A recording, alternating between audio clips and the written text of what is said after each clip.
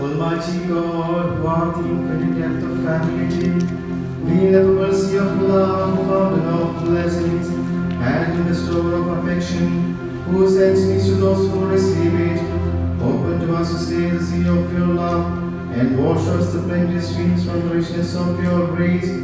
Make us children of peace and heirs of humanity, and kindle us the fire of your love, so in us your compassion. Strengthen our weakness by the power of your Holy Spirit. Bind us closely to you and to each other, in one firm bond of unity to journey with you, for the sake of Jesus Christ our Savior.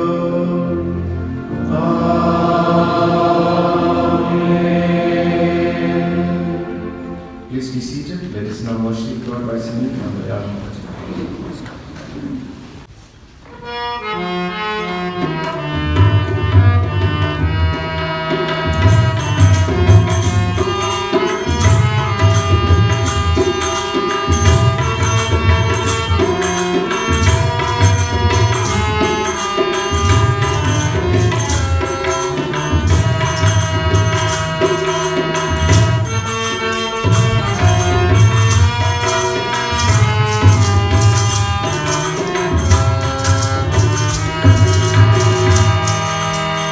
പതികളിൽ തോഴനാം കരുണീശ തവ പാദമുള്ളിരുന്നു. പതികളിൽ തോഴനാം കരുണീശ തവ പാദമുള്ളിരുന്നു. കരുണാകരമാം തവ നാമം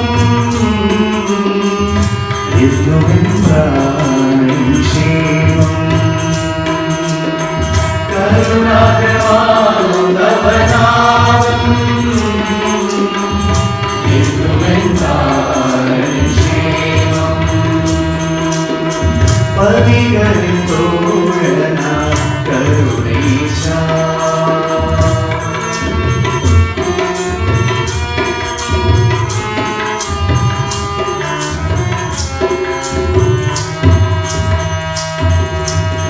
ദുരിതം നിറയുമീ ലോകമിതിൽ ആലംബഹീനരാം ആശ്രിതർക്കായി. ദുരിതം നിറയുമീ ലോകമിതിൽ ആലംബഹീനരാം ആശ്രിതർക്കായി. തവ ജ്ഞാനദീപ്തിയിൽ തവ സ്നേഹപാതയിൽ തവ ജ്ഞാനദീപ്തിയിൽ തവ സ്നേഹപാതയിൽ ഗമിച്ചിടുവാനായി കൃപകരുളൂ. ഗമിച്ചിടുവാനായി കൃപകരുളൂ. പതികളിൽ തോഴനാ കരുണീശ തവ പാദമുള്ളിരുന്നു. പതികളിൽ തോഴനാ കരുണീശ തവ പാദമുള്ളിരുന്നു. കരുണാകരമാം തവ നാമം ക്ഷേമം. കരുണാകരമാം തവ നാമം ക്ഷേമം.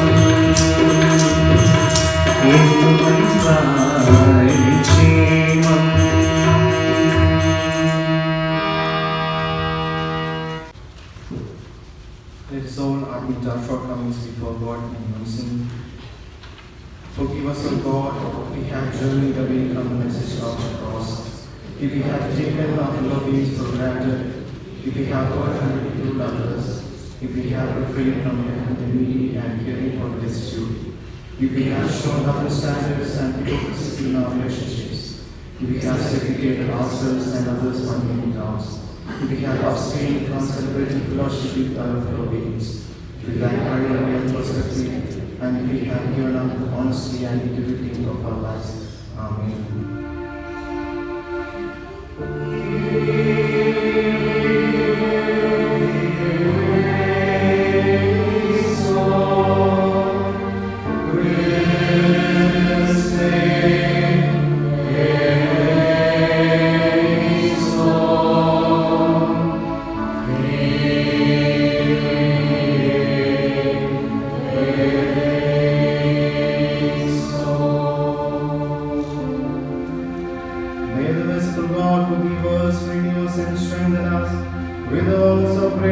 and the abundance of grace. Be loving and merciful in action, kind in heart and humble in mind. Be ready to forgive and forget, freely as God has forgiven us.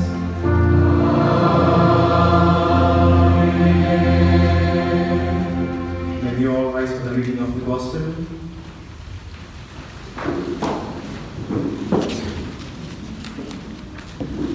Hear the word of God as it is written in the Gospel according to St. Luke, chapter 10, verses 29 to 37. The Gospel according to St. Luke, chapter 10, verses 29 to 37. But wanting to justify himself, he asked Jesus, "And who is my neighbor?" Jesus replied, "A man was going down from Jerusalem to Jericho and fell into the hands of robbers, who stripped him, beat him, and went away, leaving him half dead. Now by chance a priest was going down the road, and when he saw him, he passed by on the other side. So likewise a Levite, when he came to the place and saw him, passed by on the other side. But a Samaritan, while traveling, came near him, and when he saw him, he was moved with pity. He went to him and bandaged his wounds, having poured oil and wine on them. Then he put him on his own animal, brought him to an inn, and took care of him. The next day he took out to the area, gave them to the innkeeper, and said, 'Take care of him, and when I come back, I will repay you whatever more you spend.' Which of these three do you think was a neighbor to the man who fell into the hands of the robbers?" He said, "The one who showed him mercy." Jesus said to him, "Go and do likewise." Here ends the reading of the Gospel.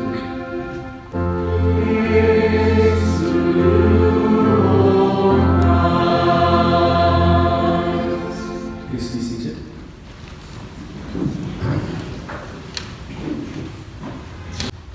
Let's pray. Gracious God, speak to us, for your servants are listening. Amen. Good morning, dear companions in my academic journey. I greet you all in the name of our Savior Jesus Christ. Journeys often take us to places far beyond our imagination. It gives us memories to cherish, experiences to remember, and lessons to learn from.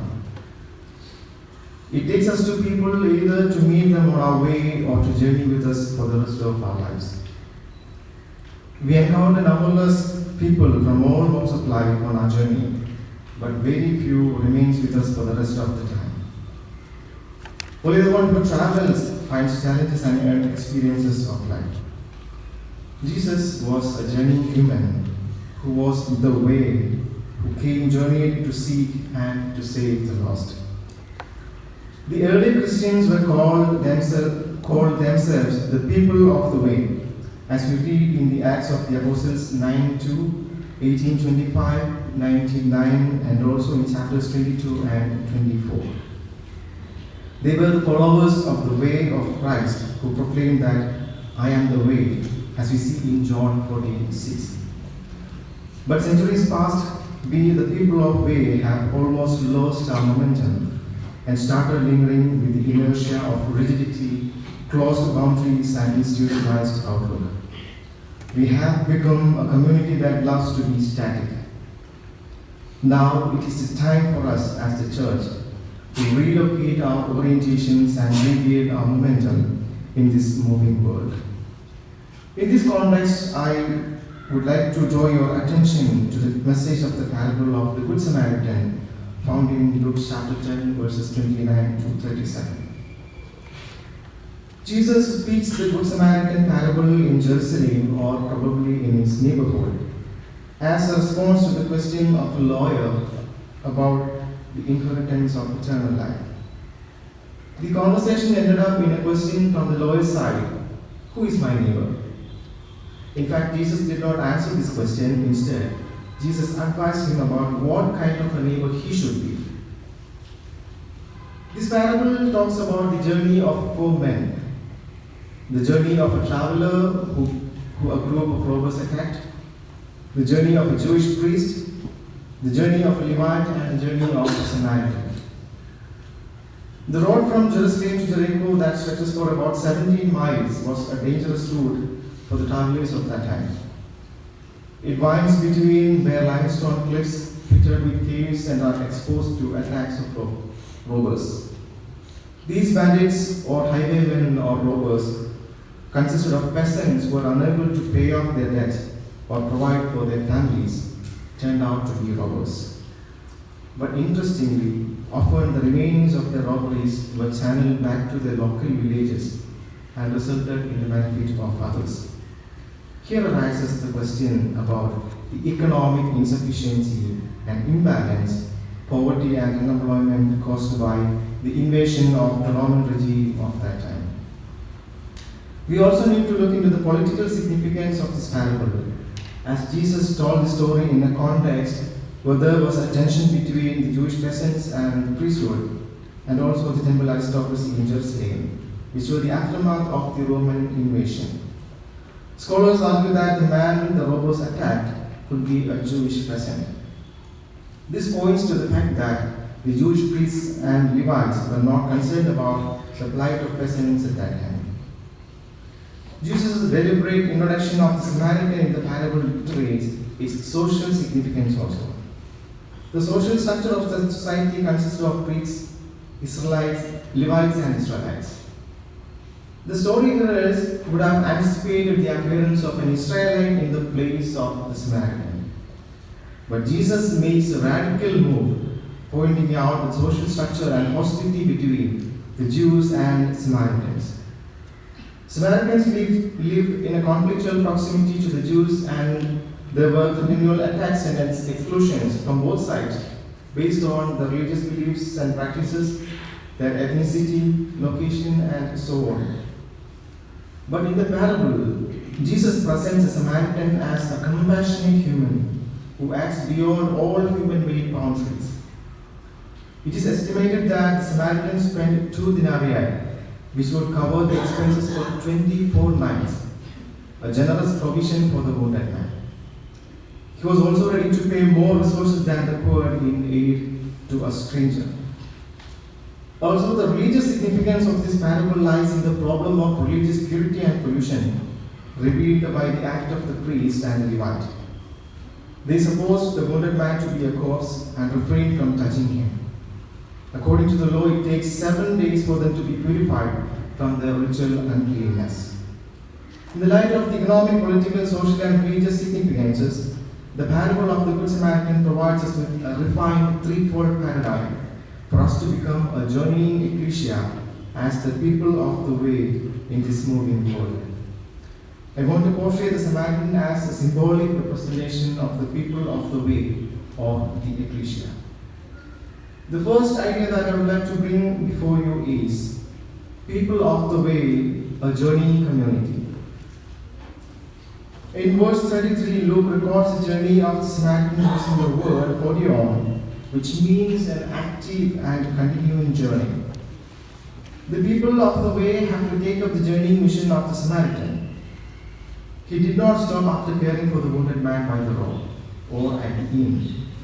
Rather, he continued his journey further, but with an assurance of a return to witness the healing of the wounded man.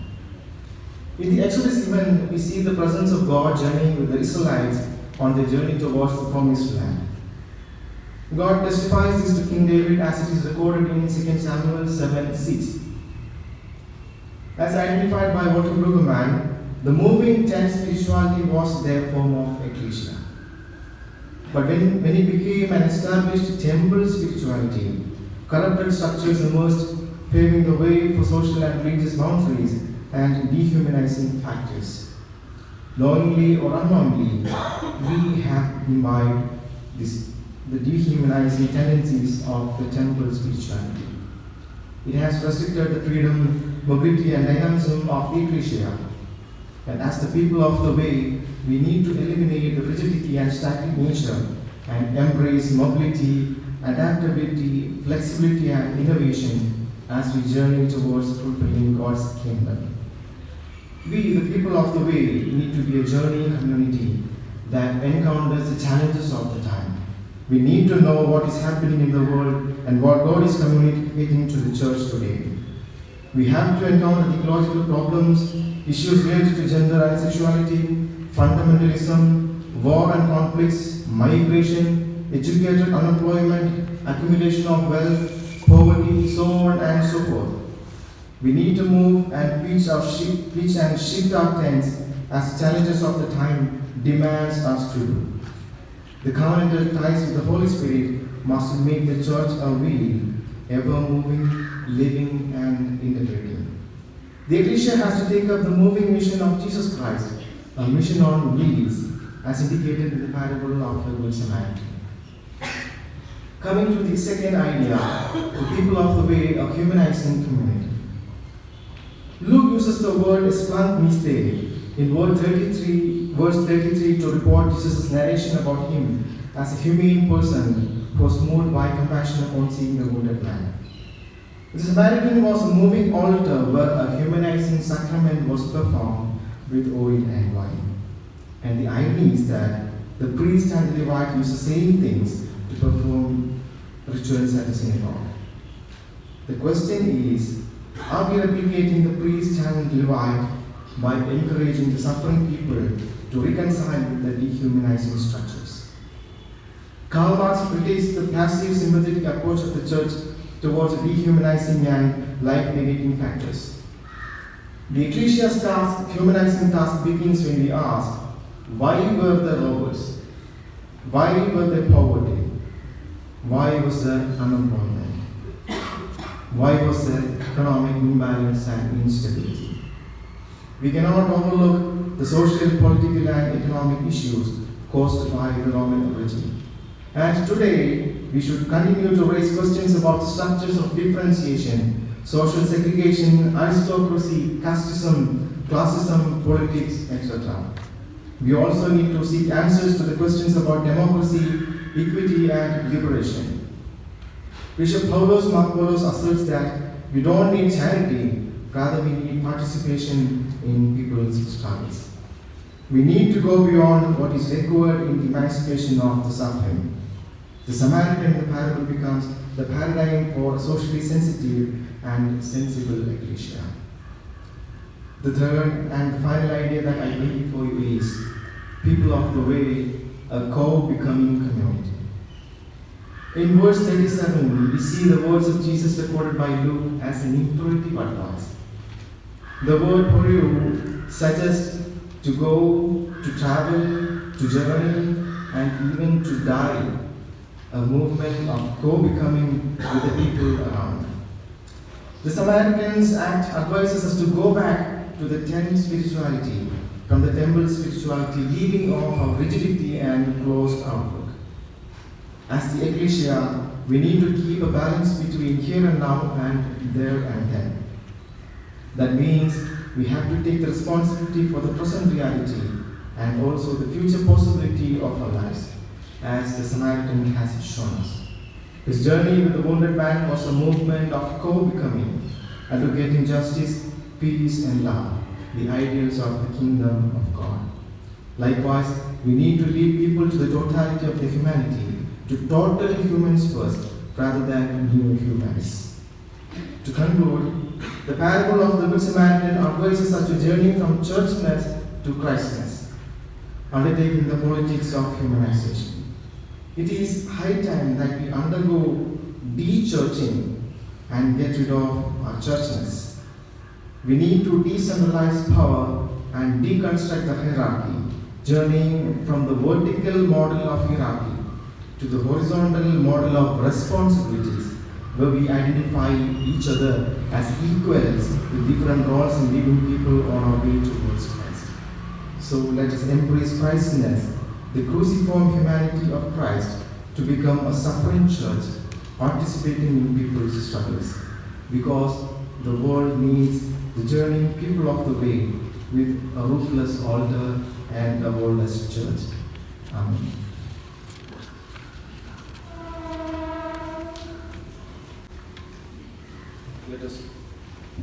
Let us all rise and declare our faith in unison.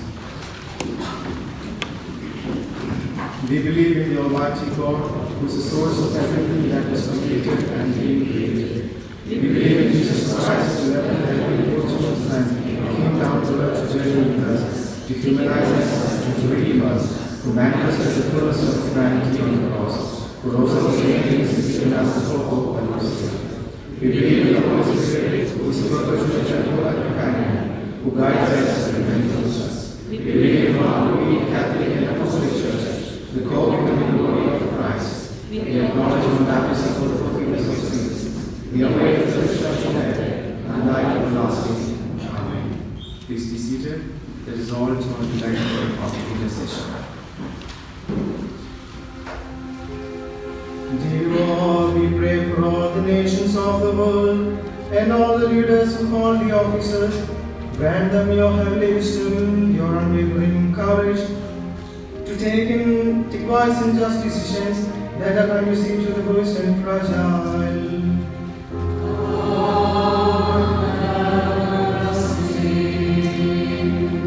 God, we remember all the churches and faith communities and also the church leaders irrespective of any traditional or doctrinal differences. Help us to invite Christ to all hands and journey together to share the gospel of your kingdom.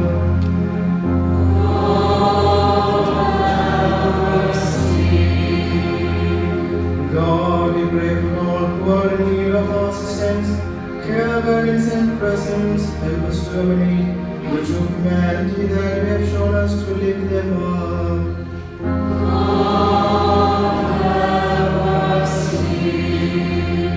God, we pray for the UTC community and its various engagements and endeavors.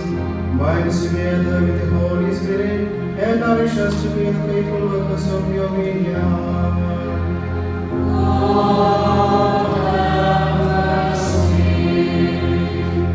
Merciful God, accept our prayers and supplications as we ask.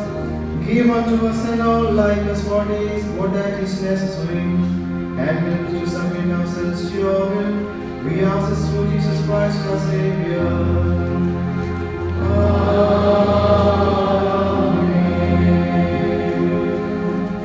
May we all rise for the closing hymn. Kindly remain standing for the closing prayer and benediction.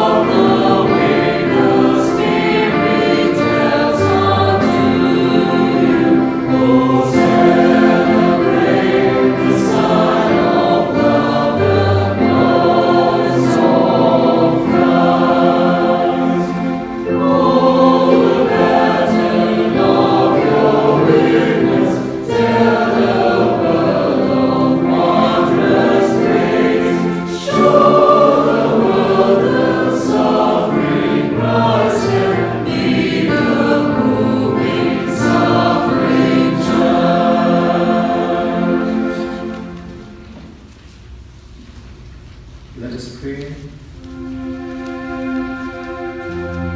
Eternal God, we give you thanks for abiding with us. We praise you for opening your hearts and minds to receive your word. Give us this day and forever the zeal for your love, the passion for your service, and the readiness to embrace Christ's. Bless us, O God, with your Holy Spirit, as we leave this place to move together the humanizing journey of co-becoming, until we reach our destiny through Christ our Savior.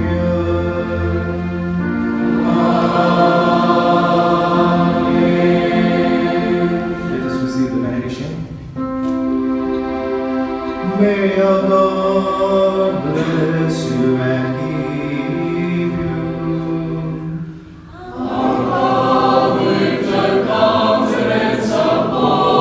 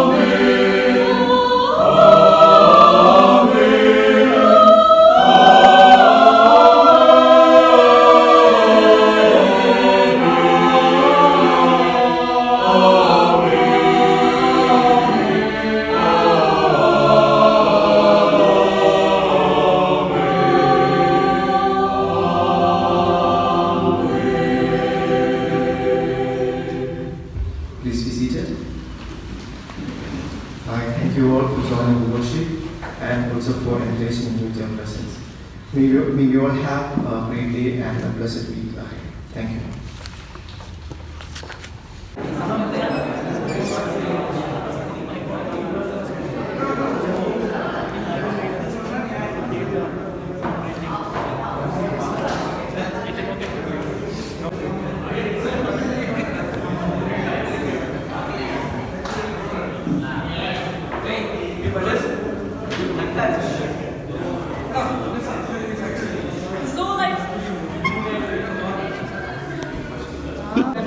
Seal, Kinsinger, or Kimiramin.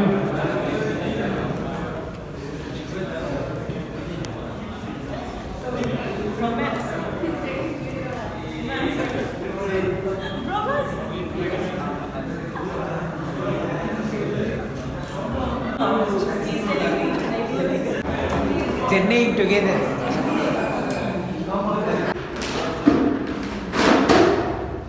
Everybody shout Vijay! Vijay!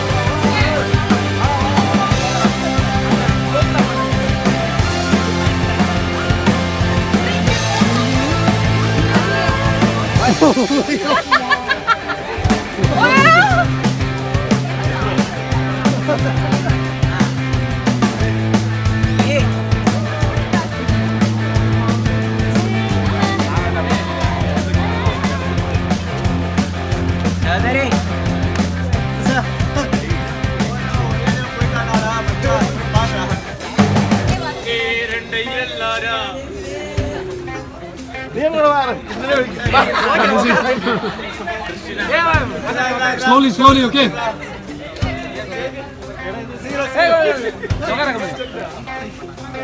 Zarir, slowly, okay?